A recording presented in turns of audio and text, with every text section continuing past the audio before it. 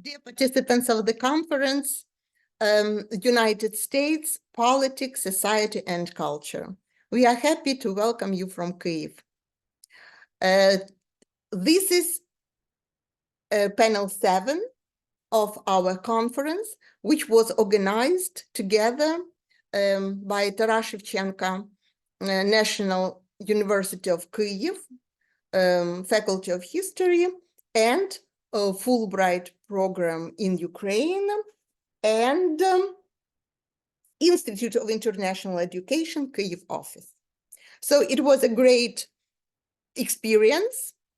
Today, we were building bridges from the very morning, and some of you could already participate in this process. We enjoyed it very much. I think it was a great experience. Thank you. Many thanks to Zoom, for such possibility to connect us in different cities of Ukraine, in different countries of Europe, and in the United States, different universities, institutions. It was great. So we had great presentations during the opening session, then during 6 parallel sessions, great presentations, great discussions. And right now we are looking forward for new presentations and discussions from the United States and from you. So thank you. We are so grateful to you, to your interest, for your interest, participation, joining our conference, and we expect for great discussion and for our cooperation in the future. Thank you so much. Maria, the floor is yours. Yeah, thank you, Natalia. Yes, here we gathered to hear and discuss presentations by scholars from US mainly. And it's only for us to see here almost the whole panel by Fulbrighters, Ukrainians and Americans, who once had the chance to participate in Fulbright academic exchange program and continue their activities in support of Fulbright Ukraine office activities. And I'm very happy also to see today among our discutants scholars from US, from Europe, from Ukraine.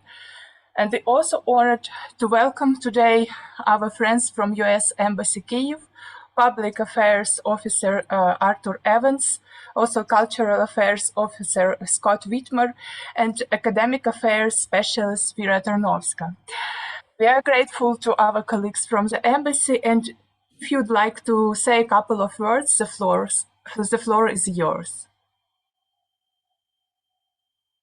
Arthur? Thank you very much, Maria. Can you all hear me okay? Yes. Okay. Thank you so much for having us. We were very excited to learn about this initiative, even more excited to see so many familiar faces on the screen. I think we are in a new world for America studies and academic collaboration. And what better organization to do that than Fulbright in partnership with Taras Shevchenko. So thanks for having us. Scott Whitmore is here as well. So I will pass the microphone to Scott to say a couple words, but we're very glad to be here and thank you for having us. Over.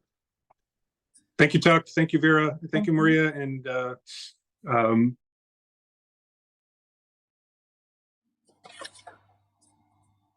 You are muted. You're muted, sorry, Scott. That's a rookie mistake. My apologies. It's been a long day. I've been up for a few hours. Just wanted to say thank you, Natalia, to Maria, Jessica. Thank you, Tuck, also. It's been a pleasure to work with Fulbright all these years. It's been a challenge, of course. We've all had to adjust, but I'm just so impressed with the continuation of the exchanges and the development of these partnerships, and something that we're very keyed in on in the embassy, and we hope to do more and continue to support the programs and all that you do, and to expand it to other areas. American studies is a key area of interest of ours, as is strategic studies, and different ways that we can help Ukraine not just win the war, but win the peace, is what we say at the embassy. We want to help rebuild, and I think Fulbright is a key part of that effort, building those key partnerships between America and Ukraine at a very high and important level. So I won't say more. You're not here for me. I'm here for all of you to listen. So just thank you again. Thank you, Tuck and Vira, for making this happen, and congratulations. Over. Thank you, colleagues. Yes, I will briefly say about how we will work. So we will have 10 minutes for each presentation. And after that, we will have a brief question and answers session, no more than 2 questions. And in the end, I hope we will have time for further discussion. So our first speaker is one of the best-known Ukrainian Americanists abroad, Dr. Volodymyr Dubovyk. Only during the first year of the full-scale war of Russia against Ukraine, Dr. Dubovyk gave more than 25 public lectures only in American universities. He is our cultural ambassador in the United States, and not only there. He is associate professor at Odessa Mechnikov University, and currently he is teaching at Tufts University, US. And we're thrilled to hear today Dr. Dubovyk's thoughts on the upcoming election in US, these issues, the players' strengths, and how it affects Ukraine. Dr. Dubovyk, the floor is yours. Yeah, thank you, Maria. You're much too kind for such a nice introduction. I hope you can hear me fine. It's such a pleasure for me and an honor indeed to be speaking to you today. I thank everyone who was involved in organizing, from the embassy, from Fulbright, from Kyiv, Taras Shevchenko National University. So basically everyone who was somehow involved in putting together this conference. This last session where we have a chance, me and mostly my very good American friends and colleagues, and I actually recognize a lot of you here today, to put our thoughts about the situation inside of the United States, in US foreign policy, in US Ukraine relations. I think it's very important right now. I don't think we should spend much time on convincing each other as to how important it is, because right now we are expecting for a long time now for a decision, a right thing to be done in the US Congress about a new package of assistance to Ukraine, and we hope that this will be resolved. But I'm not going to even go into that area, because I know that a couple of colleagues of mine will talk exactly about US-Ukraine relations. So I'll talk about domestic situation in US political issues this year of election. And of course, one can do a big lecture or even a course on US domestic politics in 2024, but I'm limited to 10 minutes. So let's go straight into the main issues and the players and how this current situation affects Ukraine. So the main issues are many. One might say that polarization of United States politics is at the previously unseen levels. This is a common phrase that we use, that Americans are polarized and divided and so on. But what we're seeing right now, I think it's really unbelievably unprecedented in the sense of how high can you get on this ladder of polarization. It's been said on many occasions that Americans don't even interact with each other too much these days, that they are living in the bubbles, and those bubbles do not intersect, they don't interfere, they don't meet ever. And that would be even an understatement, because of course a lot of people are getting their information from their beloved sources, and some of them are getting their information about the political situation, economic, social issues in the country from sources that are characteristic of the times of the post-truth, fake news, alternative facts, and so on. We've been knowing for a long time now. A lot of literature has been done in recent years on this phenomenon, starting from, of course, brilliant Peter Pomerantsev's book that nothing is really true and everything is possible. So that's a message being peddled primarily by Russian propaganda. But if you look into United States. That's also the guiding principle for some people, how they operate.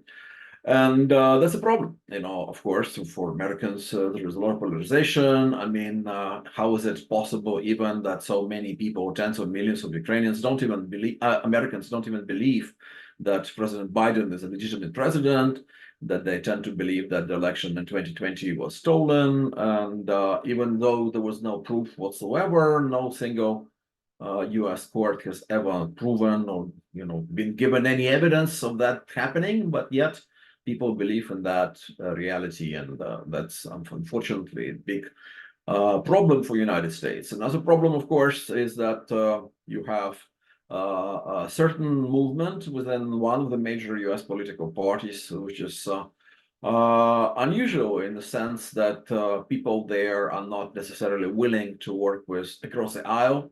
They are actually believing in a need for disruption of American politics, maybe undoing traditional American political system, maybe revisioning certain things. They often relate and to certain political ideals and norms. They talk about derogatively about deep state and things like that. So that's unfortunate. We're basically dealing with a bunch of nihilists and disruptors and people who are hell-bent on destroying American political system and see U.S. government as an enemy of the people. So that's a problem, obviously, naturally, for the country, for any country to have such a powerful movement where you don't trust your own government. You actually see your government as an enemy. So you're not necessarily thinking about, okay, what's the best way to cooperate with the government, or maybe even oppose that government. But when you're actually trying to undo that government, that's another scenario, maybe through what they say, direct democracy. And of course, that's where we are reminded of dramatic events, of even tragic events of January 6th of 2021, when US Congress was attacked by a group of people and overrun by a group of people. So that's unfortunate. And other main issues are many. One of them is immigration, obviously. A lot of Americans are now concerned about immigration for a good reason, because, of course, if you have a porous border and you have a lot of people coming in, sometimes thousands, sometimes, like I think it was recently one day when it was 10,000 people coming in one day, illegally into US, that's a problem. You need to deal with it. Like, how do you deal with it? And how much is it a problem? Is it a major threat, or is it just a problem that you need to actually think about how you deal with it? And here is a major division. Some people are convinced it's a major security threat, undermining US, undermining US culture, undermining US political reality, where you're getting a lot of people who eventually would probably vote against certain politicians or for certain politicians. So that's a problem for a lot of Americans. They are convinced that a lot of these people against really any evidence are dangerous for American society. They're criminals, they bring crime. Most of them are hardworking and decent people, and they just want to have a better life. And that's all. But then on the other hand, you have another side of conversation where people say, yeah, that's a problem, and we've tried to deal with it. And several previous administrations have attempted to have a tackle at this problem, starting at least to George W. Bush administration, which was actually very active in trying to solve that problem. And we might credit this to Mr. Bush actually being previously governor of Texas, so his own state was affected by legal migration very much. So the late renowned, estimable Senator John McCain was very active in attempts to solve this problem at one point or another. But for the consequent administrations did that too, but the problem is not resolved. And right now you have radical suggestions on both sides. Not only you have people in the Republican Party who think that's a major threat to American security. So not China, not Russia, not even Iran or North Korea, but those people coming across the border illegally. And then on the other hand, you have a strong segment of the Democratic Party, which is not necessarily in the mood to give too many concessions at the expense of the incoming migrants into the United States to the Republicans. So here we have U.S. aid package, as we all know, being a hostage to the situation. It's tight, it's connected, artificially so.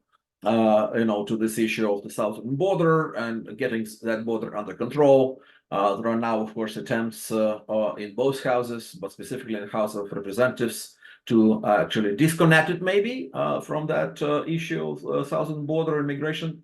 Will that be successful or not? We'll see, because we're going to see House working, I think, in the coming days. And in fact, this little hiatus that they had, little vacation that they had, it didn't mean that they were not working, of course. I mean, they were actually working on finding solutions. So there are many options there and many ways forward, but we'll see. Obviously, in Ukraine, we are interested in a vote on the aid package to Ukraine happening sooner, the better. And we are also interested in seeing how much money eventually in the end will be given to Ukraine. So that's the impact that we are having on our war, of course, because in this war we are in a very difficult situation. And we are depending on American assistance. We all know that luckily enough, European Union has passed a large assistance package, but that's not enough in terms of weapons. The US potential is still much bigger in terms of providing weapons and arms to Ukrainian armed forces than it is from a lot of European countries, even though they've scrambled now and try to send what they can to Ukraine. Another important issue has always been, taxation, how much taxes should be spent on what particular issues. What about Medicare? What about, Obamacare? Should it be undone completely? Should it be, as others would say, no, actually, we should build up on success of Obamacare and develop it even further. So there are all sorts of issues on this subject. Natural issue for American electorate, taxation, more or less, if it's more than what it's for. The budget deficit obviously is growing. That's another issue. You always had a bunch of people, actually both parties, mostly Republicans, but not just Republicans, who were fiscal conservatives, budget hawks, who are very much worried about all the situations with so much money committed here and there. You had COVID, and you had infrastructure bill becoming a law. All of that costs money. Now you're sending weapons and assistance to Ukraine. That costs money as well. So there are a lot of people in the Senate and the House who are basically opposing sending more assistance to Ukraine, primarily basing their views and their statements and their positions on this issue of we're contributing to this budget deficit. We're kind of creating this problem, even blowing it up more and more, this problem, the scale of it, for the future generations of Americans to deal with it. So that's responsible policies. And the one big issue, social issue in American life, has always been pretty much the issue of abortion. And that's really galvanizing people on both sides of the aisle. You had one people celebrating recently the Supreme Court undoing Roe versus Wade, and another side of America, actually, which is bigger side, if you look at the sociological polls, been really grieving about that decision by Supreme Court. And that galvanized a lot of the pro-Democratic Party electorate in interim elections, midterm elections, rather, in 2022. And Democrats are still hoping that upcoming elections in November this year, where you have presidential elections, but also a lot of local elections as well, you would have mobilized electorate on the side of left-leaning people, Democratic Party electorate, who would vote more actively maybe for the Democratic list of candidates, including President Biden, because they are upset about a decision on undoing Roe versus Wade by the Supreme Court. There are many other issues. Obviously, there is still an issue of economy. Here we actually get to a very surreal, I think, twilight zone situation, because American economy is actually doing pretty well. You have some record low unemployment numbers. You actually have a lot of job creation. You actually have people doing quite well. I mean, of course, you had inflation, but much of that inflation is offset by people's salaries growing as well. And I myself can say I haven't been in the US for 3 years. That's unusual, unusually long for me because of COVID and then the war. And then I came to US after 3 years not being there, and I was surprised to see high prices in the supermarkets. I can attest to that. So inflation is real, and Americans are struggling with it. Many Americans do struggle with it, but at the same time, economy is actually booming right now. And it's another problem that the Biden administration is not getting kudos and credits for this economy doing well. Maybe they're not communicating what they've been doing for U.S. economy too well. In fact, I might argue that the White House hasn't done a very good public communication PR job on many issues, including helping Ukraine, because the focus hasn't been on explaining to Americans how assistance to Ukraine is actually in American national interests, including the financial, the mercantile side of the issue, where a lot of the money is actually ending up in U.S. And creating these jobs, including actually, by the way, a lot of military-industrial complex facilities in the South, in the red states, where many more jobs were created specifically because now U.S. is trying to accelerate the procurement process of arms being sent to Ukraine. So I'll end here. Yeah, I think I've managed to actually go across some of the major issues, most divisive issues. The trust, the taxation, the abortion, the budget deficit, the immigration. So those are the main issues that Americans are having their conversation about. But the problem is, as I said in the very beginning, and I'll conclude here, is that the conversation is disrupted. You know, you don't have this typical situation where Americans were able to get together at some point and interact and converse and actually try to be respectful to the opinions of the others on the other side of the debate. Right now, you're actually having separate debates happening in a different realms, in different realities. So that's a big problem, and that's how it actually made Ukraine assistance to Ukraine also a problem and a hostage, in fact. Thank you. Thank you, Volodymyr. I had to do that, but in some time. Yes. Of course, I apologize. Yeah, we tend to do it. Yes. So thank you for your intervention. Thank you for your insightful presentation, and we are looking for your questions. In that time you are thinking or writing your questions into a chat board. Here I would like to underline this your thoughts that naturally for Ukraine it's not obviously that that US elections are not actually about Ukraine, because all our experts are talking about assistance, US assistance to Ukraine, and they don't realize that there are so many domestic issues. And so let's say, what would you say three main words about domestic issues in these elections? Three main words. What is your opinion Well, I would about say immigration, abortion, and maybe budget deficit. So that's 4 words. Right. But frankly, unusually enough, this election is very much about foreign policy as well, at least about the role of US globally, like how much interference and how much of activism and globalization US should have in its foreign policy. So a lot of people are objecting to US being so active in international affairs. They are anti-globalists, and that's a problem too.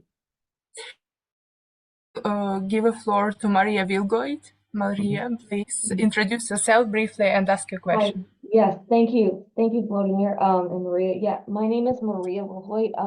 I work at Tulane University in New Orleans, Louisiana. And my question for you, Volodymyr, I'm very curious. I know that the MAGA Republicans, they are very loud. They have an influence and power in our country.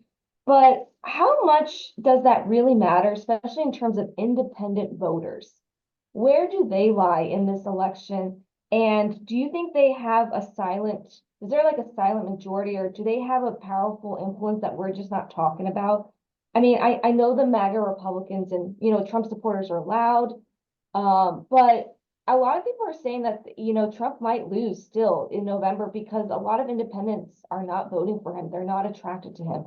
What are your thoughts on independent, those who are not really Democrat or Republican?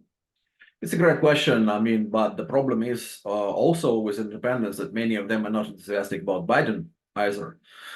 So you're basically having 2 presidents that are not popular with a lot of Americans, frankly, even including a lot of Americans who are on the Democratic side, usually on the liberal side of the debate, but they are not necessarily enthusiastic or excited about Biden at all.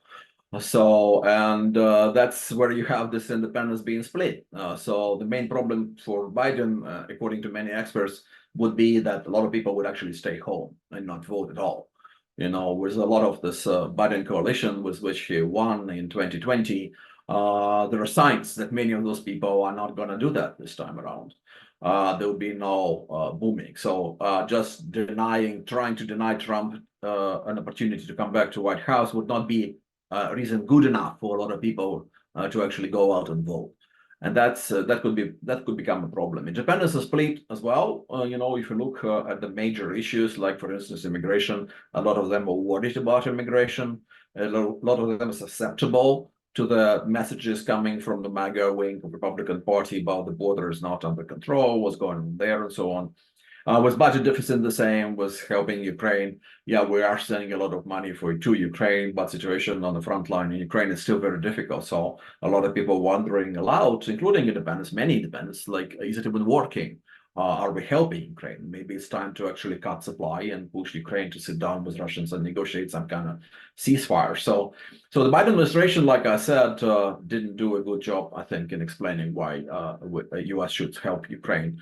Not as altruistic project, but more of actually this being in U.S. national interest. And the time was lost in that respect. And that allowed for the whole vacuum niche to emerge there, where you had anti-Ukraine propaganda, actually anti-Ukraine narrative coming in and taking space. And that's why you have a little lower level of public support in U.S. For Ukraine right now. So we'll see. I mean, of course, there is still some time. You know, we are only sitting here in the very last day of February, so we still have some time. There might be some dynamics here and there, but I think that the Biden administration should think really hard about some innovative approaches and ways of attracting new voters and actually bringing those who voted for him in 2020 back to the election stations. Thank you, Maria. Yeah. Thank you, Volodymyr. And we are moving on. And our next presenter is Dr. Matthew Pauly, who is associate professor at Michigan State University and a true friend of Ukraine, who was U.S. Fulbright scholar to Ukraine, actually at the Taras Shevchenko University Institute of Philology. Dr. Matthew Pauly also had experience working as diplomat at the U.S. Embassy Kyiv, and his topic today is Washington and Kyiv, U.S. Ukrainian relations in the past and present. Dr. Matthew Pauly, the floor is yours. Dobry wieczór, u Kyiv. Thank you very much, Maria. Thank you to Pani Natalia as well. Just one brief correction. So I was a Fulbright in Odessa at Menshikov University, but I was a recipient of an American Council's Fellowship that put me in the Department of History at Taras Shevchenko University. So I feel like I'm coming home in a way. To be honest, at first, I am a historian really of early Soviet Ukraine. That's my training. But I have this secondary role, which is really in my teaching at Michigan State University. I teach on history of international relations. And I most certainly emphasize in all my lectures relations between the United States and the Soviet Union, but also the long-range nature of U.S. relations with Ukraine specifically. And as Maria mentioned, I was lucky enough to serve as a political officer in the political section of the U.S. Embassy in the early 2000s during what was dubbed Kuchma Gate, a very interesting time in Kyiv. There was no shortage of things to report on. Embassy officers may be appreciative of this. Nobody else is. I have this plaque over my shoulder, which is for the work I did on the annual country report on human rights, and it holds pride of place in my office. So I'm very happy to speak really to the two dimensions of my expertise. That is both as a historian of Ukraine, but really here today as a historian of international relations, in particular bilateral relations between the United States and Ukraine. So briefly, I've given a version of this talk before, but I only have 10 minutes, so I'll keep my remarks on the Ukrainian historical element quite short, but there's a purpose to what I'm trying to do, which is to speak to events in the history of Ukraine that have a bearing on international relations and certainly on U.S. perceptions of Ukraine. So it won't surprise anyone in this Zoom room that Russia has long sought to control Ukraine, even through an ostensibly international state such as the Soviet Union. I'd like to reference just as a list here and then underscore some salient points, I believe, that have bearing on our discussion of U.S. perceptions in regards to these events. The first is something that I wrote about quite early during the full-scale invasion. That is the first period of Ukrainian independence, the period of independence between 1918 to 1921, something Americans don't appreciate at all. And people like myself have been trying to talk about this particular history, but also Ukraine's long history even before that. So I'd reference this, right? This particular event that demonstrated Ukraine's determination to achieve independence and Moscow's determination to crush that aspiration. The second, and we have Professor Malko who can comment on this as well, this period of Soviet Ukrainianization. So much of my work regards the 1920s and 1930s, and I believe that really we can talk about this if you're at all interested, but that my work and the work of my contemporaries on this issue really undercuts any aspect of Putin's repeated claims that Ukraine never existed. You know, the Soviets were forced to concede a policy of Ukrainianization because Ukraine had long existed and fought for its independence, and Moscow had to adjust its perspective on how to manage Ukraine. So Putin's famous claim that he's made before and has made since, that modern Ukraine was created by Russia, to be precise, by Bolshevik communist Russia, is undercut by any serious consideration of the era of Soviet Ukrainianization. Is a complicated subject, and ultimately the Soviets act to fundamentally adjust their policy there, because frankly, they were fearful of what was going on in a process they couldn't entirely control. And then the last historical event that I'll reference here is the Holodomor, which I don't think needs any great explanation. I could go on and address a lot of events in Ukraine's history, that is World War II, Soviet rule in Western Ukraine, events that occurred after the war, but I suspect many of you know this history well. And the reason why I just want to reference Ukrainian history at the beginning of my discussion is all these moments in history have an international element that have bearing on our discussion of American-Ukrainian relations, right? The U.S. refused to recognize the Ukrainian People's Republic because of their support for Poland and their privileging of the Polish fight against Bolshevism. So there is a long history that should be referenced there. Regarding the era of Ukrainianization, I would argue that if the U.S. was made aware of the aspirations of a modern Ukrainian independence movement between 1918 to 1921, even under the guise of Soviet rule, they had to wake up to the reality of a place called Ukraine, because there was a Ukrainian Soviet Socialist Republic. It issued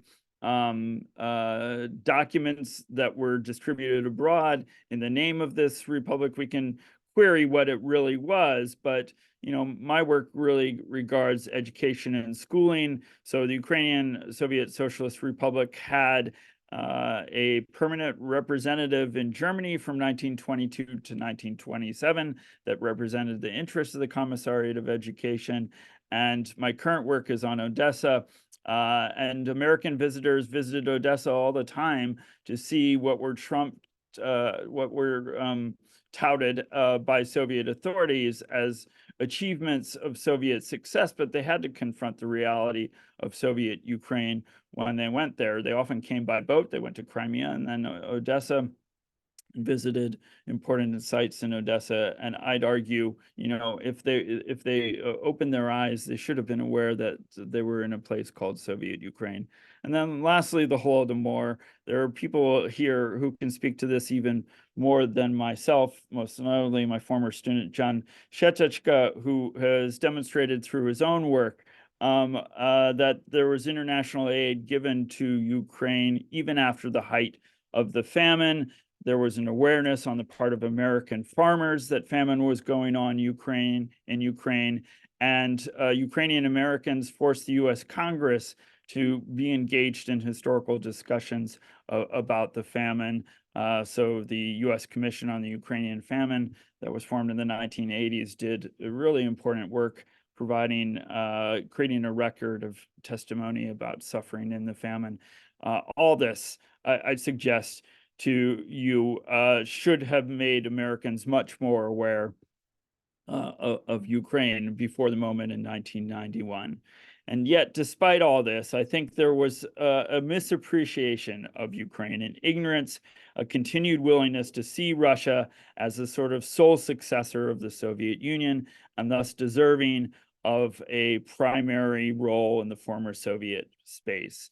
This changed over the course of Ukrainian independence, but I think ultimately it was the Ukrainian struggle against Russia that definitively forced a shift. So my argument here is that after the U.S. recognition of Ukrainian independence in December of 1991, the U.S. provided critical aid to Ukraine to enable it to construct a democratic state that Ukrainians themselves desired. But successive U.S. administrations continued to defer to Moscow and to Russian interests, and internal Ukrainian political struggles complicated the U.S. formulation of a Ukrainian-friendly American policy. So I'm going to list several things here that should be familiar to anyone who understands the history of U.S.-Ukrainian relations, but I think they're important to underscore, and they play into a larger argument that I'm making about a sort of paradoxical policy, right? So Ukraine is the third largest recipient of U.S. aid after Israel and Egypt in the 1990s, and yet the U.S. Doesn't fully appreciate, I would argue, what the aspirations of Ukraine were and the need for steadfast support. So in August 1991, President George H.W. Bush made what was famously called the Chicken Kyiv speech, in which he said the U.S. will not aid those who promote a suicidal nationalism based upon ethnic hatred. This was sort of an emphasis of or misperception, right, of the Ukrainian national movement as something that was atavistic, intent on sort of an allegiance to kind of primordial nationalism rather than a legitimate drive for what the U.S. should have always been interested in, that is, Ukrainian aspirations for self-determination. And the White House failed to recognize Ukrainian independence really until the collapse of the Soviet Union was all but complete. They also insisted on the denuclearization of Ukraine and viewed Russia really as a guarantor of stability in the post-Soviet space. And continually, the U.S. Had a sort of reluctance to quickly ensure security guarantees for Ukraine, although it ultimately did so famously in this Budapest memorandum. But they did so really to just make sure that disarmament happened. It's not that they were disinterested in Ukrainian independence, but the primary motivation was to ensure that disarmament occurred and occurred completely. There was also an unwillingness to specifically call out Moscow for its interference in its 2004 presidential elections, although ultimately George W. Bush viewed Ukraine as representative of his so-called freedom agenda, in which he promoted liberal democracy as a kind of innate good. And then penultimately, I would argue there was a failure of the Obama administration to provide initial lethal aid to Ukraine in 2014, even when it was clear that Russian conventional forces had invaded the Donbass.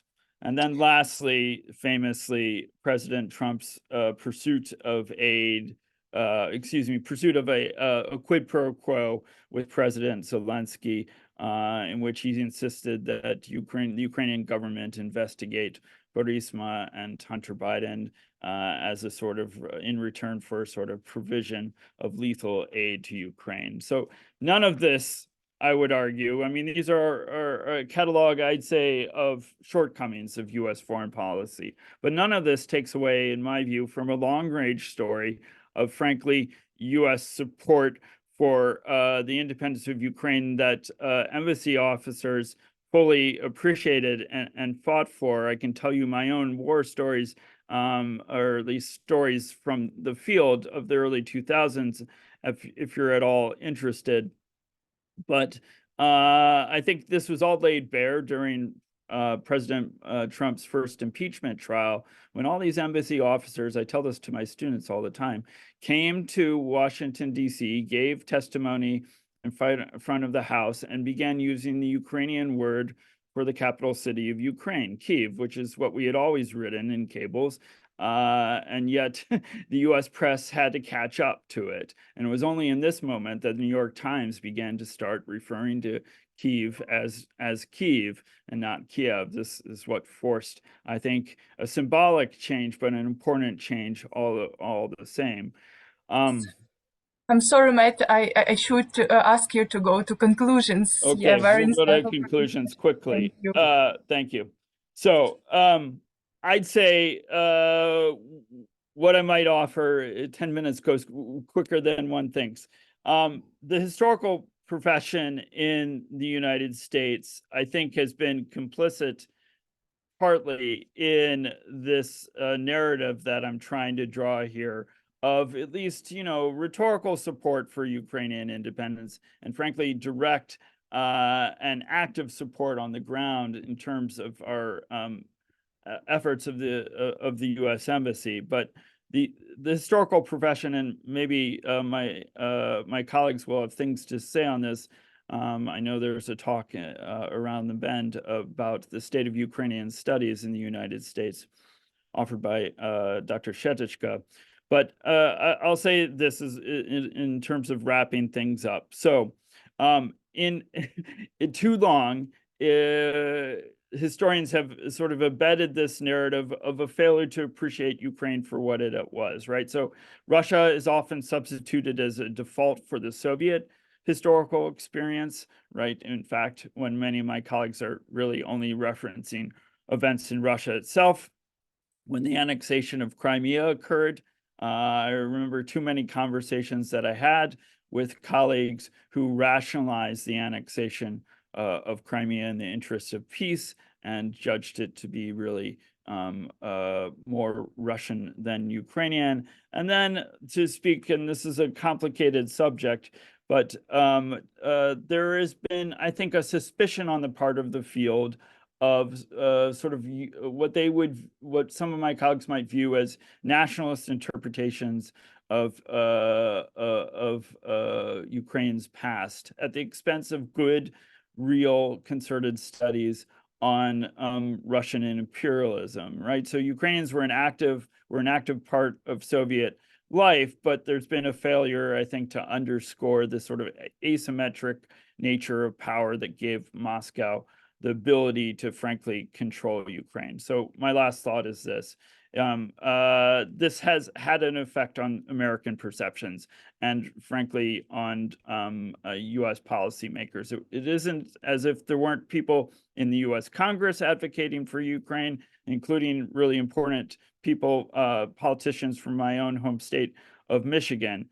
But frankly, in the end, it took the Ukrainian people to force U.S. policymakers to recognize Ukraine for what it is, a democratic state subject to imperial subjugation, and for American policymakers and the press to do away with really simplistic interpretations that were still around in 2014 and after, right? That Ukraine is divided ethnically and linguistically, and one could create a line of partition relatively easily. The sort of a universal retort of the full-scale invasion forced many Americans to wake up. I hope they, we still have work to do, is what I would argue, but I hope our sort of pessimism about the U.S. elections I hope this pessimism doesn't prove to be warranted, and that there is a moment that happened in 2022 that forced not only the White House, not just the White House, but sort of the broader foreign policy establishment to understand Ukraine for what it was, but most importantly, the American people. So I'll leave it there. Ultimately, it's the Ukrainian people that did this way more than historians like myself. Thanks. Thank you, Dr. Pauly, for your presentation and also for your work in teaching Ukrainian studies in US, because yes, this war is in many cases is about disinformation and fake history presented by Russians. And all Ukrainians are grateful for such American lecturers like you who shed the light on our past. Thank you. And we have a question from Dr. Tatiana Hrinchak. Please, you are welcome. Introduce yourself briefly and ask your question. Thank you very much. My name is Tatiana Hrinchak. I'm a visiting assistant teaching professor at Syracuse University. And thank you very much for such informative presentation, your speech, and your perspective on Ukrainian Washington-Kyiv relations. So my question is, you told actually about history of Ukraine and American relations since 1919. Actually, and you emphasized these moments with a situation with our independence, a chicken Kyiv speech, and nuclear weapons. So we can see that all the time the USA tried to avoid the situation, kind of avoid to annoy Russia because of Ukraine. And even today, with clear pro-Ukrainian rhetoric, we can see that US support remains restrained a little bit. So incomparable, for example, with the situation in Afghanistan. And now in academic circles, we can hear again and again that we need to respect Russia's interests, and we need to maybe not need, but we heard about possibility to force Ukraine to negotiate with Russia. And in your opinion, what's the chance that this permanent sacrifice of Ukraine for global peace will not be repeated this time? So my question about your vision of our future, of the future of Ukrainian-American relations. Thank you. Thank you. Thank you for the question. I think it's an important one. I mean, obviously, I can't predict what American voters will do. That's ultimately going to be the determinant here. I do think the rhetoric has changed, not completely and utterly. You know, I was rushed in my presentation, but what I would like to strongly underscore is that that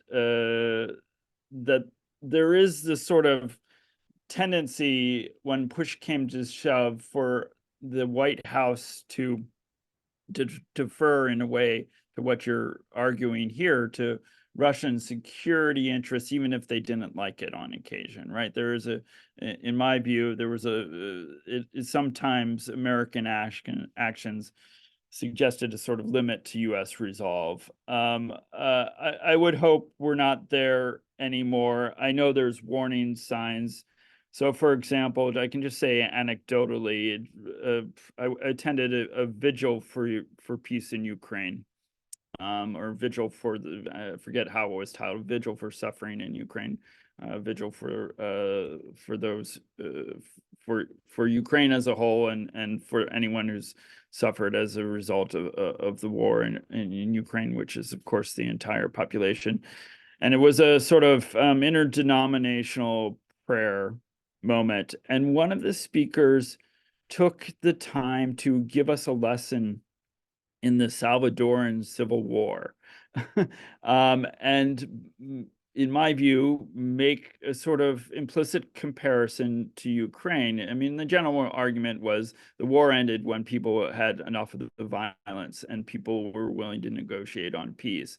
And obviously, that's hugely problematic from the perspective of Ukraine. Why is Ukraine going to concede 20% of its territory to a foreign aggressor, right? So to me, that moment revealed something about the work that people like myself still have to do. Some we will never convince, but it also, I think, speaks to an unfortunate sentiment on some part of the population that sees this as still kind of an expanded civil war, right? And doesn't truly recognize Ukrainian sovereignty for what it is. So my hope is that's a distinct minority of the population. I think it's growing, is growing smaller. Certainly grew much smaller by each passing month in from 2022 to 2023, and now we find ourselves in this moment where isolationist voices in the Republican Party, in particular, are having an impact on debate over this defense bill. And but it's not just all on the right, I guess, is what I'm underscoring. So these are moments of anxiety that I have. Ultimately, I still hope people will make the right call, but I think Volodymyr is correct in saying that Biden didn't do enough to convince, to create an argument whereby Americans are convinced that they're just not offering charity, right? That this is fundamentally within the security interests of the United States. What I've argued repeatedly is we have this immense defense budget, and Ukrainians are spending their lives in fighting this war, not only for Ukraine, as you rightly underscore. So why shouldn't the money be given? There's no way you can convince me, and I think this should be put plainly in front of every American. There's no way you should be able to convince most Americans that Russian victory is going to be in the American interest, right? The Russian occupation of Ukraine, God forbid. I think if you put it that way, many Americans would adjust their perspective. But I do think, this was a relatively recent event that I attended in which, I've heard something that I've heard before, but I'm surprised in a way that was still there. And then, just briefly, about nothing being off the table and the potential of ground troops, NATO ground troops going into Ukraine. I'm in no way to be prognostic on that, but I thought the narrative that the press was providing was somewhat disturbing as well, as if Macron's comments were provocative and Putin's actions were not. So these are moments that give me pause. But I do say, I would, not to be overly pessimistic, I did a lot of public speaking in 2022 and 2023, and there was really wide interest and generally friendly questions to me, not questions that spoke from this isolationist space, which has long existed in the United States, right? It's always been an aspect of U.S. foreign policy. My hope is it remains a minority view in the end. Thank you, Tatiana, for your question. Thank you, Matt, for your answers with so many insights and sharing your personal experience. And we are moving from East Lansing, Michigan to Fresno, California. And our next speaker is Dr. Victoria Malko from California State University. Her topic will continue the raised in previous presentation issues and is very relevant to nowadays. So it sounds like the US response to the aggression of the Russian Federation. Victoria, you're welcome. Thank you. Вітаю, шановне товариство. Greetings from California. Thank you very much to the organizers for this opportunity to share the results of my years of work, and the presentation that I prepared for today is a part of a chapter from my book, Volodymyr, The Genocide of the Ukrainians, A History with Sources. And a Ukrainian translation of this presentation will appear in the Ukrainian translation of my monograph, Українська інтелігенція, геноцид, боротьба за історію, мову, культуру у 1920-1930 роках. So, for the third time in history, Ukraine has become a battlefield in the geopolitical struggle between Russia and the West, which is, the historians argue, the result of the Cold War that emerged with the division of the world into two incompatible systems, Woodrow Wilson's capitalist democracy and Vladimir Lenin's communist dictatorship. While Woodrow Wilson made the world safe for democracy, his principle of self-determination did not apply to Ukrainians, as Tamara Hrenchak pointed out. Thus, Ukraine's independence was sacrificed for the sake of quote-unquote Russian unity. The consequences were the Red Terror, the Lenin's famine of 1921-23 in Ukraine that drowned in blood its national liberation movement. Lenin's disciple, Joseph Stalin, consolidated the totalitarian system and implemented his predecessor's policy toward Ukraine that led to physical, biological, and cultural genocide against the largest non-Russian captive nation. Franklin D. Roosevelt's administration not only did nothing, but also never acknowledged publicly Stalin's crimes. American journalists, along with politicians, participated, albeit indirectly, in the Holodomor denial. The rehabilitation of Stalinism in Russia, a revision of the past, and Holodomor denial have led to further escalation of violence on the eve of the 90th anniversary of the crime. President Joseph Biden's administration's response represents a shift in US policy toward Ukraine. Biden called Russia's actions in Ukraine a genocide. The next step is to respond to the Holodomor denial by bringing the perpetrators of today's genocide before an international tribunal to restore the rule of law and justice. The 100-year-old existential struggle between democracy and totalitarianism has taken a new turn with neo-Stalinist Vladimir Putin's agenda. He seeks nothing less than to return Russia to the center of global politics by challenging the primacy of the United States has enjoyed. As Ivo Dalder, former US ambassador to NATO from 2009 to 2013, observed, I quote, "Under Putin, Russia has embarked on a systematic challenge to the West," end quote. The United States, as historians know, came out of World War I as a leading industrial power. World War II lifted the United States out of the Great Depression, and the country expanded its economic and military power as a result. Whether the United States will win a second Cold War, quote unquote, with Russia is too early to tell. Putin's revanchist ambitions to expand Russian influence in the near abroad and counter NATO have caused varying reactions.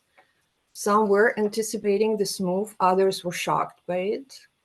Sensing quote-unquote belated success in his active measures to undermine the United States from within, in the wake of the January 6, 2021 assault on the US Capitol, Putin deployed his armed forces to the borders of Ukraine. The American withdrawal from Afghanistan in August 2021 signaled to Putin that his special military operation in Ukraine must go ahead. Even before Putin launched his full-scale invasion of Ukraine in February 2022, the Biden administration had already formulated a policy to deter Russia. The policy included implementing economic sanctions against Russia, diplomatically isolating Russia, providing military and economic support to Ukraine, and strengthening NATO's defenses. About 3 weeks after the first Russian missiles fell, the US Congress allocated $13 billion in emergency aid for Kyiv as part of an omnibus bill. In total, Congress appropriated $113 billion in aid to Ukraine in 4 installments, with approximately 60% or $67 billion designated for military assistance.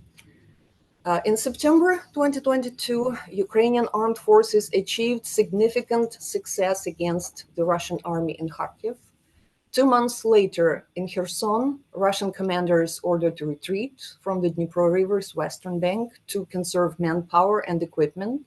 However, by the war's 18th month mark, lawmakers began to question whether the United States could sustain the level of support, which is less than half of 1% of its GDP, in perpetuity, especially when the White House had stated time and again that the United States would support Ukraine, quote, for as long as it takes, end quote, meaning arming and financing Ukraine's war effort against Russia until Kyiv achieved a total military victory. The US intelligence community also expressed skepticism about whether Kyiv's counteroffensive planned for the summer of 2023 could break through 3 layers of Russian defensive fortifications. Had Ukraine received long-range artillery and F-16s, it could have used that window of opportunity to push Russia out of Crimea and prevent the buildup of defensive fortifications.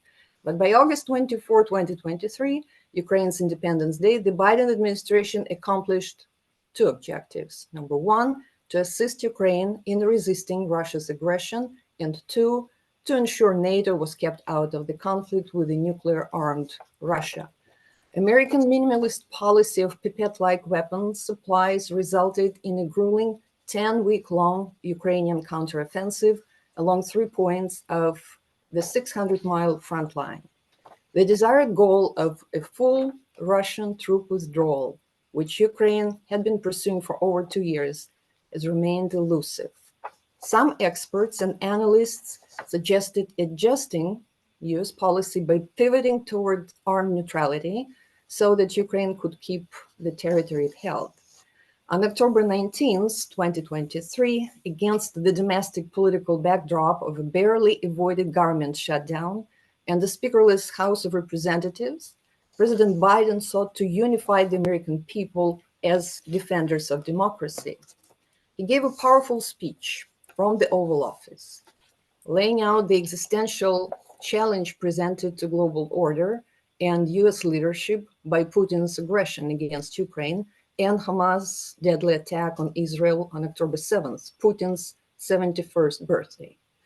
In his speech, Biden requested $100 billion for the, quote, arsenal of democracy, borrowing a phrase from President Franklin D. Roosevelt.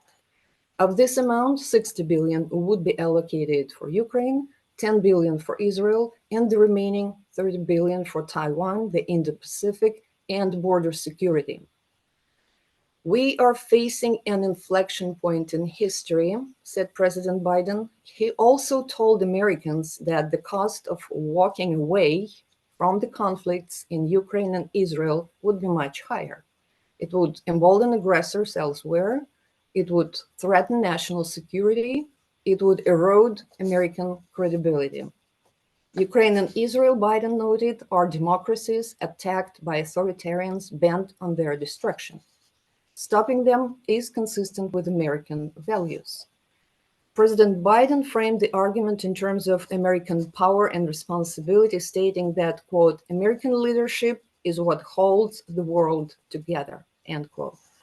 Analysts commented that this was an application of US grand strategy from Truman to Reagan. Critics pointed out that Biden did not outline a way out of the conflict or define the precise goals the United States sought to achieve by supporting Ukraine. Aside from political announcements, current US military aid to Ukraine consists of, number one, appropriations by the US Congress, a total over 2 years, 2022 and 2023, that is 48 billion. And number two, commitment from the US administration, a total of 44.5 billion.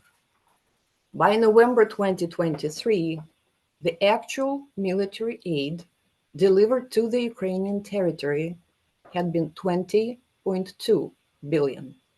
Most of it delivered within the first 18 months. The level was reduced to 200 million per month, a reduction of 80% in November and since then. This 20 billion divided by 20 months of war equals 1 billion per month. Russia spends 15 billion per month, whereas Ukraine spends 3 billion of its own, plus 1 billion of US aid and another billion from European partners. The ratio of Russia's 15 billion for the war effort is 3 times larger than Ukraine's 5 billion per month. During World War II, for historical comparison, the United States provided military aid to the United Kingdom in the amount of 40 billion per month, which is 40 times more than for Ukraine. But the United Kingdom was stronger to resist Nazi aggression. So these numbers come from the interview conducted by Jason J. Smart, interview with Andrei Illarionov, a former economic policy advisor to Vladimir Putin. And Illarionov concluded that if the United States with partners do not step up the military aid, they, I quote, put Ukraine in a position to be destroyed by the aggressor. Putin will not stop, and he will move until he's physically stopped. Moldova and the Baltic states will be next. Thank you. Thank you, Dr. Victoria Malko, and your presentation and your, let's say, these charts that you shared with us are impressive, and I took some notes, and for sure will share this with my colleagues. And yes, we have question from Dr. Tatiana Hranchak. You're welcome. Thank you very much. I have a question. Thank you very much for your speech. I agree with all your conclusion. And my question is, actually now, we can see that, as I told before, that USA is absolutely pro-Ukrainian. But we can see that US response to Russian aggression is rather reactive than proactive. And we know that if we want to win, we should have strategic initiative. We should be proactive. So from the perspective of your observation, how can you explain the lack of proactive position on the part of the US? Doesn't it means that the US is not really interested in defeating Russia and still try to save Russia as a kind of, great stabilizer in the region, kind of responsible country in this region. Thank you. Thank you very much. It's a long question, and probably you know the answer. And this answer comes from my research that I did when I started studying history. I wrote a thesis on Russia's war in Chechnya, and I examined responses in Russia and the United States. And so that was when Russia began to roll, when it's suppressed its own population, actually committed genocide of the Chechens, something that Anna Politkovskaya wrote about, that cost her her life. And so, and what was the reaction of the West?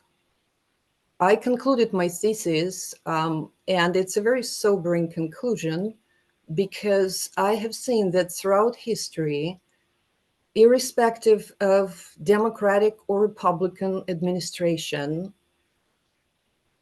American policy toward Russia has been consistently, and I quote, engagement, not confrontation.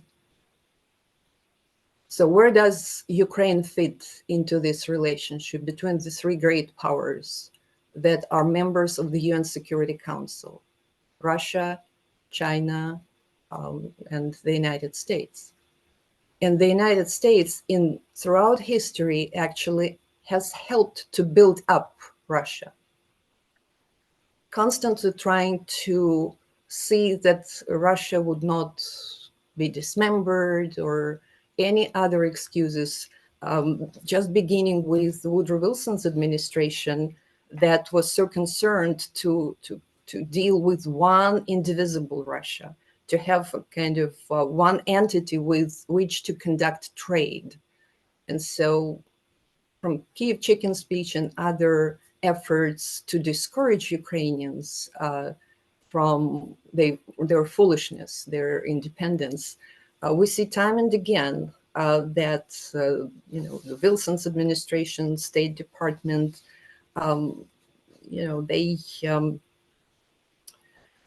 they refused at one point even to transfer the already purchased medical supplies and machine parts and other things that were purchased by Petliura's government in Paris.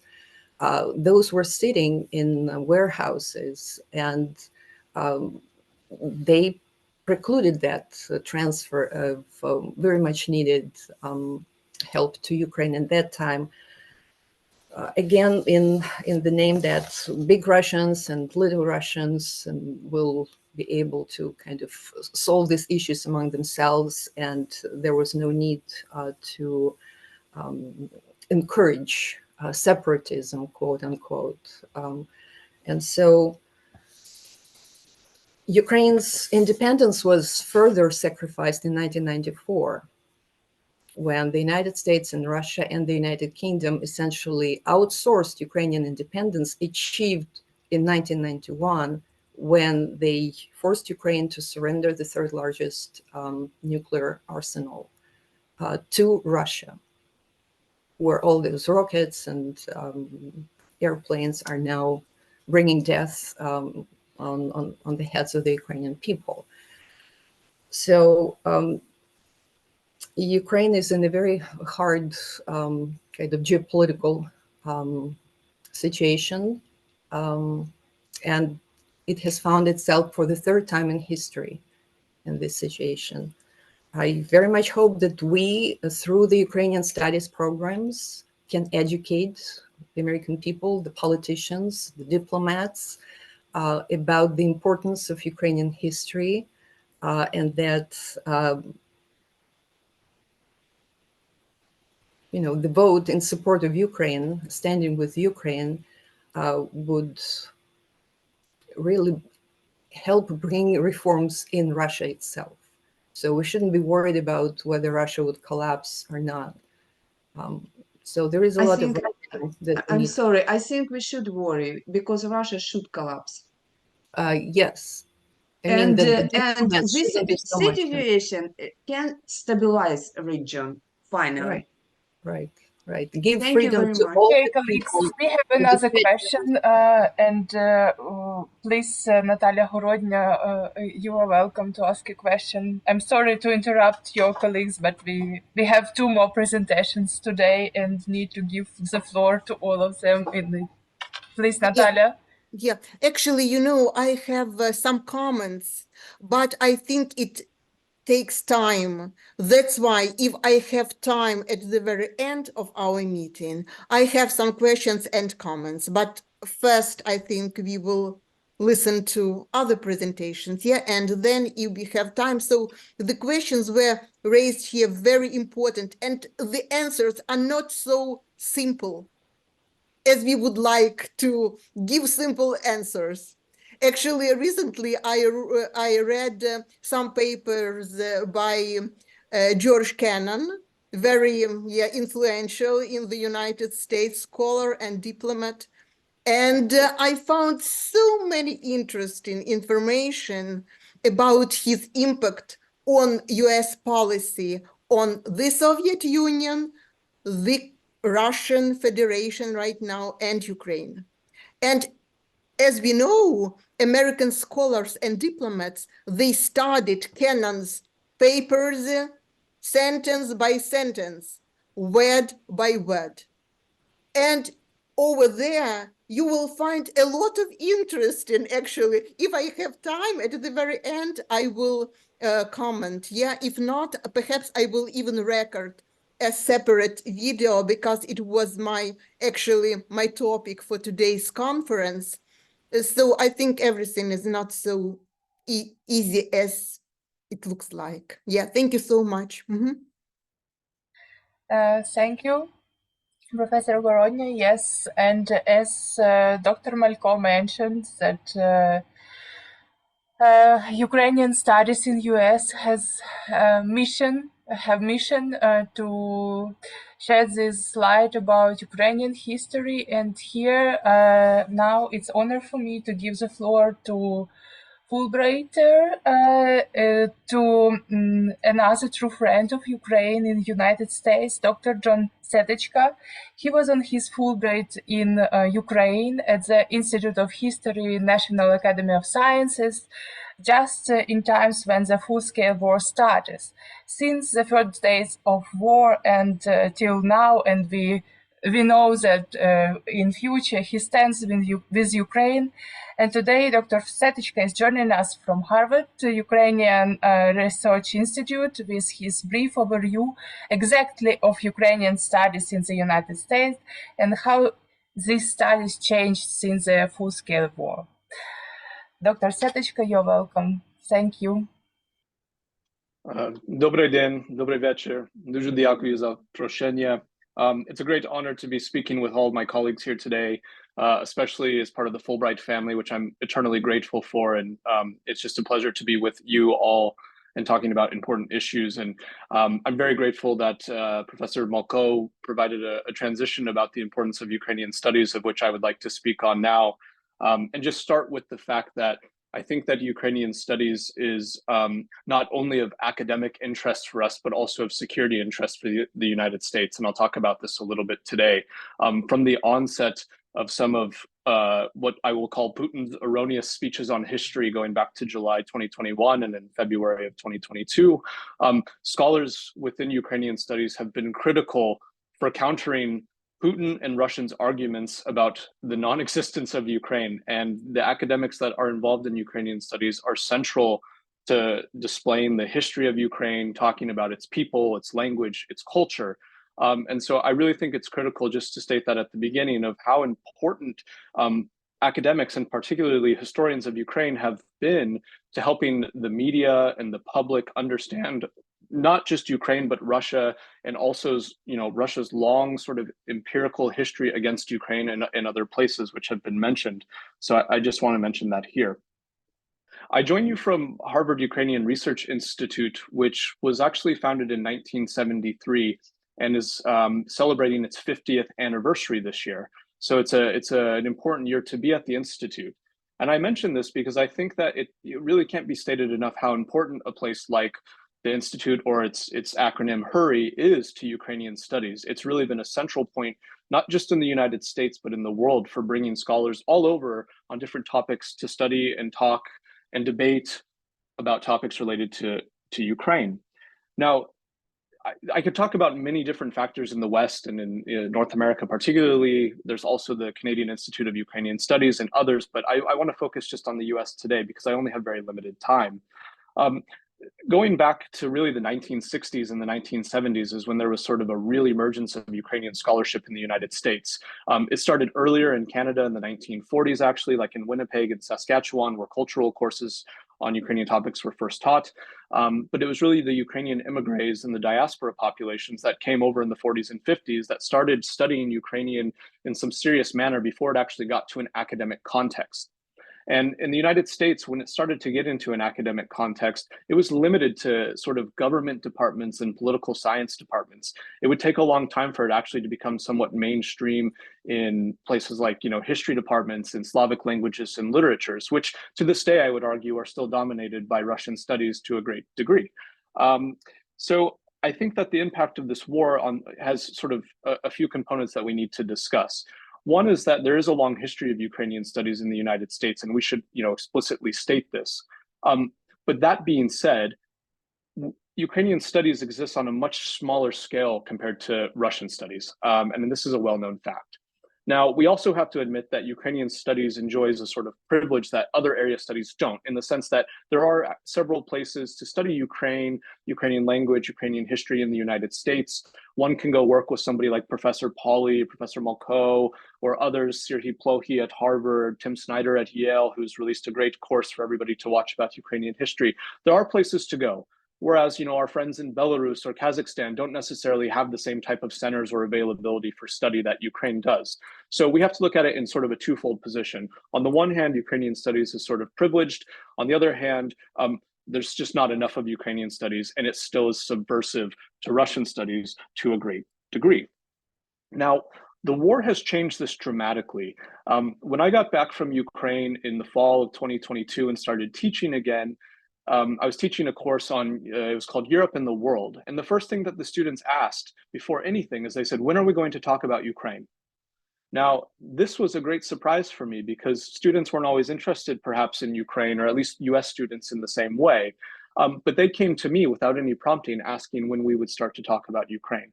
And for me, it was a noticeable shift in the way that students were thinking about the region. And they wanted to know, and they didn't say they wanted to know about Russia or Soviet history per se. They came directly to me and said they wanted to know about Ukraine, which means that they knew something about Ukraine and they wanted to learn more. And what's happened with this war, sort of ironically to Putin's dismay, is that by him implying that Ukraine doesn't exist and was invented by Russia, it's actually invited a wealth of people to be interested in Ukraine and understand its history. So when they deny past like the Holodomor and others, it's actually caused a lot of students and colleagues that I work with to start teaching about these topics in full force. And scholars write to me and others about what sort of Ukrainian texts they can use, what sort of Ukrainian scholars they can reference, guest speakers to bring into their classes. And there's been a change in demand for Ukrainian studies that I think is sort of unprecedented. And these come with the realities of war. Now, as we all know, the full-scale invasion caused one of the biggest refugee crises in Europe since World War II. And what happened with this, and many of my colleagues here understand this even better, is that it displaced many Ukrainians, among them academics. Now, on the one hand, this has been a reason to build institutional capacity between Ukrainian and American institutions. So for example, I always point to the American University in Kyiv and Podil, near where I used to live. And there's great cooperation between Ukrainian scholars and Kyiv School of Economics is also bringing in scholars from the United States on a regular basis to give lectures. And on our end in the United States, we've done what we can, and it hasn't been enough. And I wish that we could do more, but some of these things are out of our control as sort of educators and professors, is we have established some positions for Ukrainian scholars to come and visit in American institutions and study and research and teach. So I think this is important for a couple of reasons. One is it's exposing now US students to Ukrainian studies in a new way. They're not just hearing about Ukraine from Western scholars who work on Ukraine, such as myself, but they're hearing from Ukrainian scholars themselves about issues that are, sort of examined in a way that they haven't heard before. And this has been a good thing for education in the US.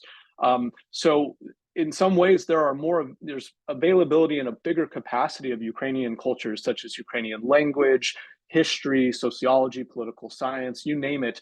There are probably more offerings than ever on those topics with the Ukrainian focus because of the war and because those Ukrainian scholars are working in American and Western institutions and delivering knowledge to our students. But the reality of this is it's temporary, and that these fellowships are not forever, sometimes for a year, sometimes less. And then our colleagues have to scramble to find other, avenues for income elsewhere, and many of them have to go back to Ukraine. So I think that this is an issue that needs to be talked about more, is how to sustain, these sort of institutional building capacities for a longer term, and to get our colleagues in Ukraine to be in the US for longer periods, and for us to be in Ukraine for longer periods when it's, feasible. I will also talk quickly about the change in studying Ukraine, and I'll give you an example from the historical profession. So when, those of us who teach Ukrainian history, we often rarely get to teach a class called Ukrainian history. It doesn't happen too often, and that's due to a number of factors. But because of the war, many of my colleagues are now actually teaching histories of modern Ukraine, or similarly titled sections of classes in their universities. So Ukraine is front and center in some history departments, which is great. But most of us teach Soviet history and as sort of a survey class. And what's going on now is colleagues who have sort of approached the Soviet Union as equaling Russia, which it does not, of course, are starting to think about the Soviet Union in a bigger capacity beyond Russia alone, and trying to decenter perspectives that don't just include Moscow or St. Petersburg, but attending to places, like Kyiv and others. And so there's been sort of an approach to decolonization. It's a big buzzword in our field right now, and it's caused actually a lot of academic division, which is a topic for another day. But I think it shows you that there's still some resistance by a number of academics to the viability of Ukrainian studies long term. There's still some resistance to what that means, because it challenges the sort of Russian hierarchy that has existed for a really long time. But that being said, people are starting to change their syllabi. They're incorporating texts written about Ukraine from Ukrainian historians and from others, which is great because it's getting knowledge about Ukraine into students' brains. And this is another way that I think the war has sort of changed Ukrainian studies in a positive direction, but for how long that will happen, I don't know. The other reality, and I will say this as a sort of from a perspective as a young sort of emerging early career scholar, is that I was fortunate to not be raised in the Russian studies world. I came from multiple advisors that identify as Ukrainianists, as Ukrainian historians. And so my perspective on studying Ukraine has always been a Ukraine first sort of perspective of my own that I bring to this. But what I came to realize much later in life, as I sort of went through the stages of, a master's program and a PhD program, is that being able to study with professors of Ukrainian history is still relatively limited in the United States.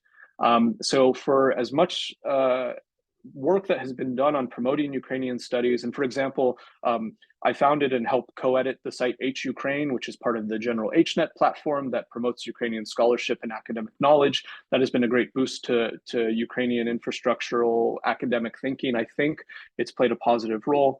But the reality is that people like me, I'm a postdoc now, just aren't getting hired into the permanent full-time positions in United States academia, which threatens the viability and sustainability of Ukrainian studies long-term. And I don't mean to just talk about myself. There are plenty of others. But the trend has, not, and I don't want to paint with too broad of a brush, but our colleagues that study Russian history, it tends to be that they're the ones sort of getting hired in, Soviet history jobs and other jobs, whereas those who work on Ukraine are not getting hired in the same way or in the same numbers. And this is problematic, I think, because there's a moment here, a real moment, to make a change in academia in the United States focused on Ukraine that's not being met. And until we get people in full-time permanent positions that teach about Ukraine, I think that we have cause to worry a little bit, because remember, we can't just pivot to those who haven't been working on Ukraine for a long time. It's not fair or expected of our Russianist colleagues, those who work on Russia, to then be experts on Ukraine. And this is problematic for a number of reasons, right? And many of them have tried and failed at this. And there are some who are very good-willed and good intention that are trying to make themselves more knowledgeable about Ukraine. But at the end of the day, it's those of us who work in Ukrainian studies that should be teaching about Ukraine. And fortunately, I'm joined by some colleagues here that get to do that in a full-time profession. And I hope that we build on this in this moment, because as I mentioned at the beginning of this talk, and I will wrap up so we have time for Lucy's talk and a discussion, is that I think that we're in a really critical moment in Ukrainian studies in the United States, and we have a chance now to build Ukrainian studies centers. I echo what Olesia Hromechuk argued for in a piece at the start of the full-scale invasion, is where is the Lesia Ukrainka Center for European Studies, right? When we have that, we'll know there's been a shift. But for now, we still need people that know Ukraine well to get into permanent academic positions, not only to produce knowledge, but then to train the next generation of students, not only undergraduate, but graduate students, that can then continue building these relationships with our Ukrainian colleagues. And so I hope that, you know, the benefactors in the diaspora and our American colleagues and our embassy colleagues will, you know, continue to help build these institutions, to help build these relationships. I can't wait. Hopefully someday I will be able to have a permanent academic job and bring my students on academic exchanges to Kyiv so they can understand what it's like to come to Ukraine and study there rather than go to somewhere else like Moscow. And I hope that we create and endow some more Ukrainian studies positions for future scholars as a way to help sustain Ukraine and also our commitment to Ukraine in the long run. So I'll end there. Thank you very much. Thank you so much, John. Yes, your brief overview was more than fruitful, because you reminded us about trends and the need of sustainability. Yes, you're right, and we should underline it everywhere that when we talk about fashion and popularity of Ukrainian studies, we sometimes forget about the need of some methods to make it sustainable. And I don't see a lot of questions because we are over time here, but my small and very personal for you would be, what is the source of your inspiration to be researcher in Ukrainian history? Because I know you started interested in Ukrainian history many years before the full-scale war, and you were on your Fulbright and you defended your PhD a few years ago. And just share with us how Americans can be inspired in our history in Ukraine. Thank you. Yeah, thank you. Actually, I just defended my PhD a few months ago, so I'm still pretty fresh and still traumatized. No, I'm just kidding. So I came across Ukrainian history on accident as an undergraduate student. I had a lecture by the wonderful professor of Ukrainian history, Steven Siegel, who you might know. He ended up being a mentor for me and my advisor as an MA student and an undergraduate student. And that's when I first heard a lecture in his class on the Soviet Union about the Volodymyr. And I come from a family who, some of them were persecuted during the Holocaust, and everybody knows about the Holocaust, but fewer people know about the 1932-33 Holodomor, let alone the other famines that took place that Professor Malko and Dr. Pauly mentioned before. And so I was very embarrassed that I didn't know about the famine. And I took that opportunity as an undergraduate student very early on in my studies to start studying that. And it was one lecture by one professor who studied Ukraine that transformed my whole career. And then I went on to work with Professor Pauly at Michigan State, which is doing its own great work to build Ukrainian studies, where I continued to work on the Holodomor, and I just defended my dissertation, and now I'm working on my book on the Holodomor. So that's, for me, like, that encapsulates everything about how we can build Ukrainian studies. Is it just takes one lecture, one talk, one person to talk about Ukraine to inspire others. And so I hope that we'll have a chance to do that further. This is a story about the power of academic research and about academic lectures, and it's really inspiring. Thank you, John. And we are moving to our last but not least participant. I'm happy today to see in our program so many young and bright researchers who joined us in the morning sections. But today Tonight, Lucy Minicozzi-Wheeland kindly accepted our invitation to present at our international bridge. Lucy is also Fulbrighter. She was U.S. Fulbright student in Odessa back in 2018. That year, when I started my work as a full member of Fulbright team here in Ukraine. So I'm thrilled to see that our previous connections still work. And we are happy to welcome Lucy, who is joining us from Harvard. Lucy, the floor is yours. Thank you so much, Maria. And thank you for the invitation. It's truly an honor to be here today, to be presenting with such a distinguished panel of experts. I'm happy also to see John, who's one of my Curie colleagues, and to see Maria, who we did Fulbright at the same time. And also, I'm especially happy to see Volodymyr Dubovyk, because he was one of my mentors, one of my hosts at Odessa Mechnikov National University during my Fulbright. So it's really an honor to be presenting alongside him and these other panelists. Everyone has had such fascinating presentations, and I appreciate it. So the title of my presentation is Overlooked Aggression, Former President Trump's 2019 Coercion of Ukraine and the Budapest Memorandum. It's based on a paper that I published in Odessa Mechnikov National University's journal, International and Political Studies, in July 2020. And today I'm going to share the findings of my paper and discuss why this continues to be relevant today. To provide some background, in 2019, former President Trump was impeached for his ongoing conduct toward the government of Ukraine. The U.S. House of Representatives wrote in the articles of impeachment that his scheme is how they put it, consisted of pressuring the government of Ukraine to publicly announce investigations that would benefit his campaign in the 2020 U.S. presidential election. At the time, much had been written about the domestic implications of his actions, but few had raised questions about the potential violation of standing international agreements, especially those between the U.S. and Ukraine. The aim of this research was to evaluate whether Trump's conduct, for which he was impeached, violated the 1994 Budapest Memorandum. In the years since Ukraine gained its independence, it has interacted with 6 U.S. presidents, each of whom approached supporting its security and sovereignty differently. However, Trump's actions in this instance were unprecedented. So on the morning of July 25th, 2019, Trump placed a call to the newly elected President Zelensky. Trump congratulated Zelensky once more on his victory, and the two exchanged pleasantries. However, Trump then turned his attention to, quote, his own personal interests, as the whistleblower complaint described it.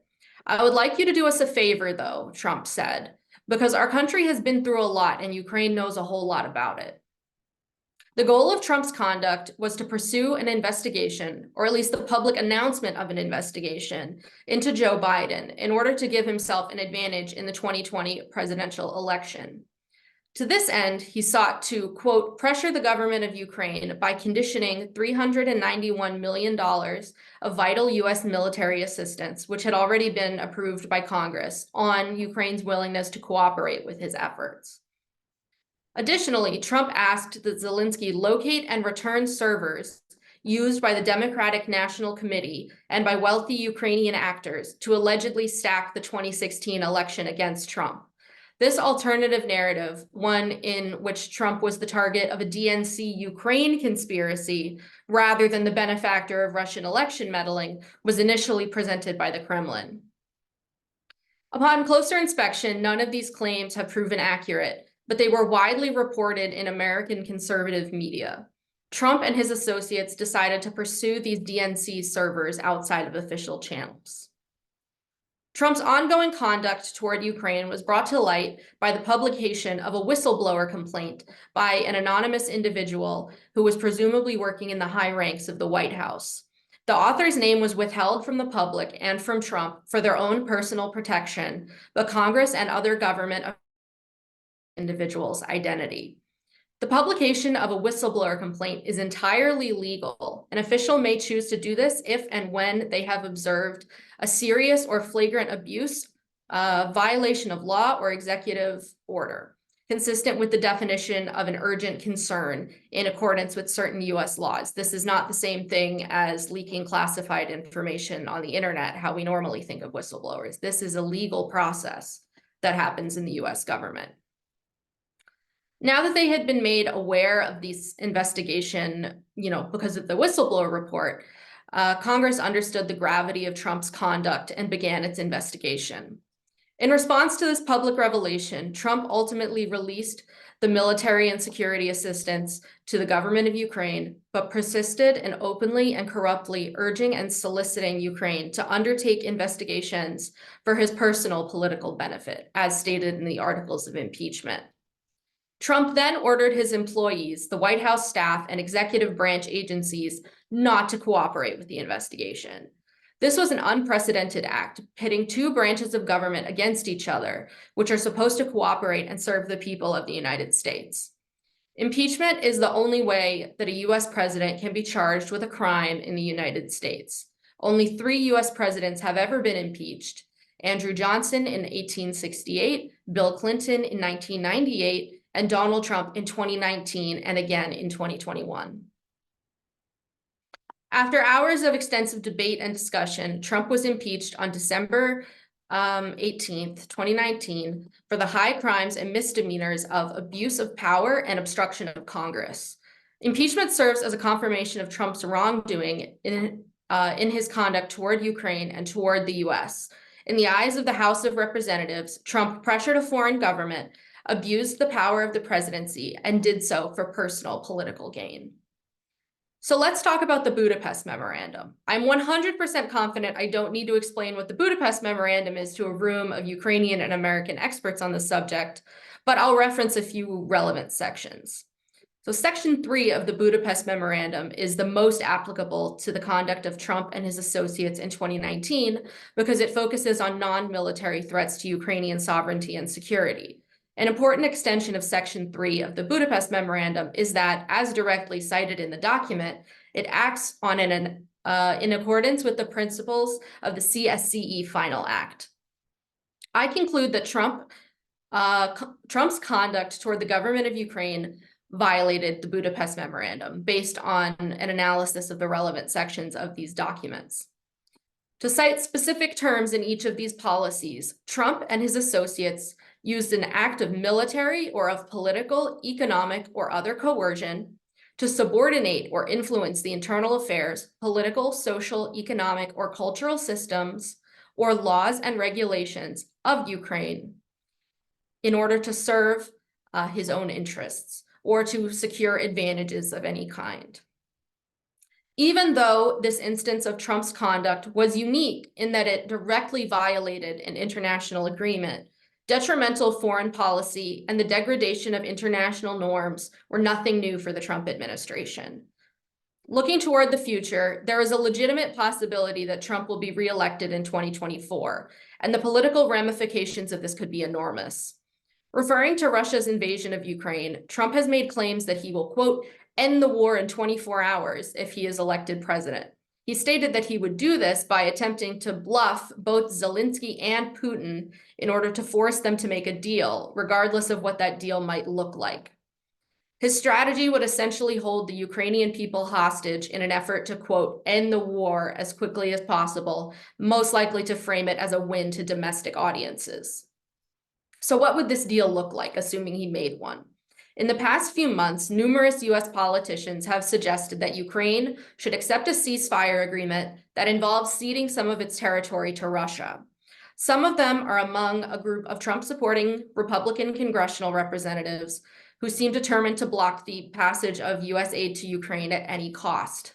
For this reason, we can assume that this is the type of deal that Trump would be happy to push for.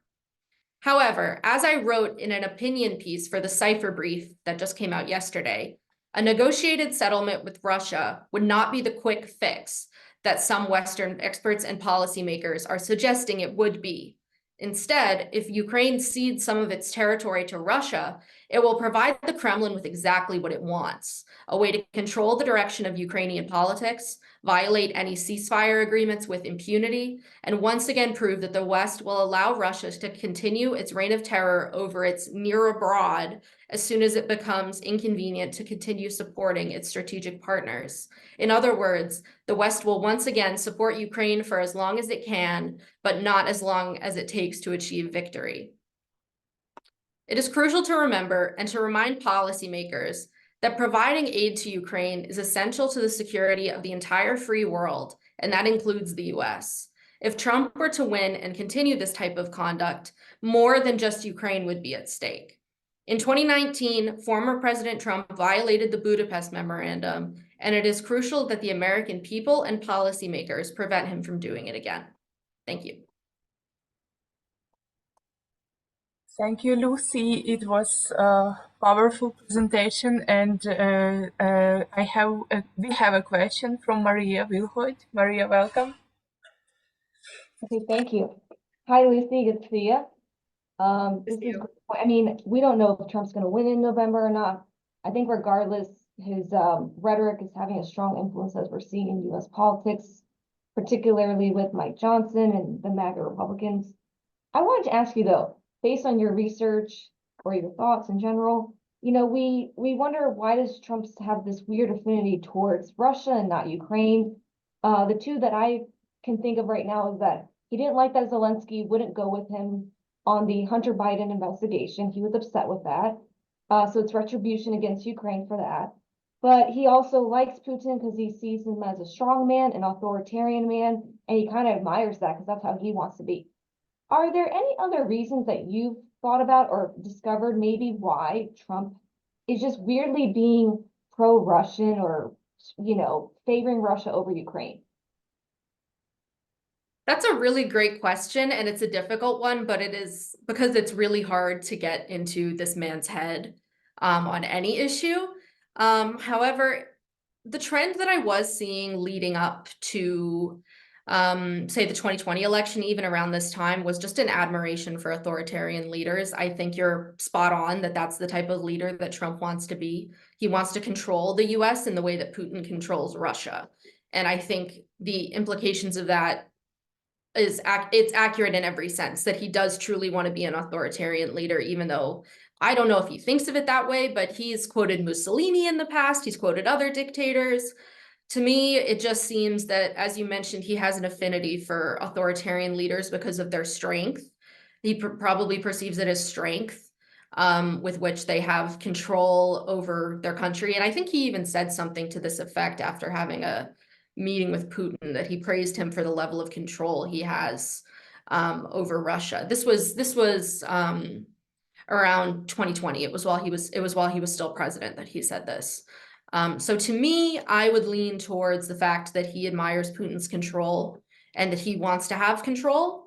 And I think he also sees himself as like this genius deal maker, that he thinks that just on his skill, the art of the deal, like he can just somehow solve this incredibly complex issue with just like bluff both parties. He thinks he's probably way more skilled at negotiating than he actually is. If we looked at, say, his negotiations with Kim Jong-un while he was the president, where he essentially gave up concessions and then paraded that around as if he had made a deal without getting that much in return.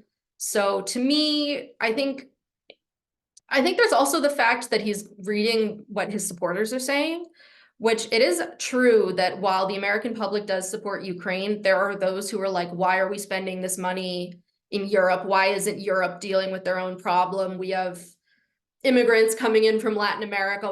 That's our national security concern. Why aren't we dealing with that? They're much more pro-isolation. They think it should be America first and that we shouldn't be getting involved in any foreign wars, as they put it. So I think those are just a couple of elements of like, he's also trying to please his domestic audiences and being like, he sees the tide among them being like, oh, why are we pro-Ukraine? We should be focused on the US itself and not worry about this. So I think it also has to do with that, but it's a feedback loop because he's now saying things that Volodymyr said at another conference, that he was saying that Trump is actually saying things that are more harmful to Ukraine than even in Russian propaganda. Is so anti-Ukraine to the point that they are actually competing with Russian propaganda in terms of the level of disdain and anger they have towards Ukraine. So I rambled on for a while there, but those are just a few answers that come to mind for me. Again, like I said, Trump is, as a leader, incredibly erratic, but very transaction oriented. So, and thinks he's a much better deal maker than he actually is, I would say. That's just a few insights. Thank you, Maria. Thank you, Lucy. And we have another question, and that would be final question of this evening. Dr. Matt Pauly, please, you're welcome. Hey, Lucy, thank you very much. I dropped a piece in the chat just to you that I wrote back in 2019. I mean, certainly agree, despite the sort of shortcomings I talked about U.S. foreign policy as I regarded Ukraine in my own presentation here. I do think what Trump did during his presidency was unprecedented. But I guess my reaction is that although I don't disagree with anything you said, Ukraine doesn't have the luxury of having that perspective. So on a possible second Trump presidency. So do you see anything that the Ukrainian government is doing to make inroads with the GOP to talk to the Trump camp about the importance of steadfast support for Ukraine? In other words, is there anything that because the Ukrainian government has to be prepared for anything that might happen in the presidential elections. So is there anything that Kyiv is doing to ensure, even under a Trump presidency, that support for Ukraine is sustained? That's a really good question. Thank you so much for asking. I think that's a tough one because I don't know to the extent that Zelensky and his administration are trying to communicate with the GOP in this instance. I know, well, at least among MAGA Republicans, as Maria put it. I don't know the extent to which they're doing that, but I do know that they have been in contact with congressional Republicans. There is still a divide among congressional Republicans where I'm sure many of you are aware that there's Republicans who are very staunchly in support of Ukraine. I would say maybe even a majority of them are. But it's enough who seem determined just to block the aid that they can, hold the issue hostage. I will say that it does seem they are making efforts, speaking to Congress. Biden organized a small event where congressional representatives could come, and he gathered all these national security experts to talk about this and try and convince them of the importance of this to U.S. national security. And I think, honestly, I think that would be the best way to approach it. Like, if there is a second Trump presidency, I think that it sounds insane, but maybe trying to make it seem to Trump that he's getting something out of it. I think that's probably the rhetorical spin they would have to put on it, just because he is so transactional in his relations with virtually anyone. But it's hard to do that. I think the only chance would be to make it clear that this is serving U.S. interests as well. So looking back, even before Trump passed handed over the military aid to Ukraine, he had previously said, or I had read, that he wasn't really planning on doing it until some of his, officials in his administration convinced him that supporting Ukraine was good for U.S. interests. So that's my theory of how it would be best to approach it. But again, I can hardly imagine how difficult it is to negotiate with him when you're trying to convince him of something. So I hope that answers your question to an extent. I did end up rambling on even more, but I hope that helps. Thank you. Thank you, colleagues. In regarding your question, I recently saw interview by the Minister of Foreign Affairs of Dmytro Kuleba, and he was claiming that Trump president is another person than participant of elections. So, and he showed some strong stories back in 2017. So, when Trump let's say, gave us more military aid than previous Obama administration in the war with Russia. So we'll see. And here I'm ready to thank all of you for participation in this international bridge. I guess next time we should block more time because we used even time for discussion. So I guess today we did together a great job, and I'm very thankful to all of you, to all presenters, to all participants of the discussions, to all discutants who find their time and expressed your support in Ukrainian academic American studies. And we are very looking forward for continuing this cooperation. So stay in touch, and we will let you know about all our updates. Thank you so much for Thank you this so evening. much. It was great to meet you, to hear all your thoughts, your presentation. It was great. You gave us a lot of ideas, for our thinking process.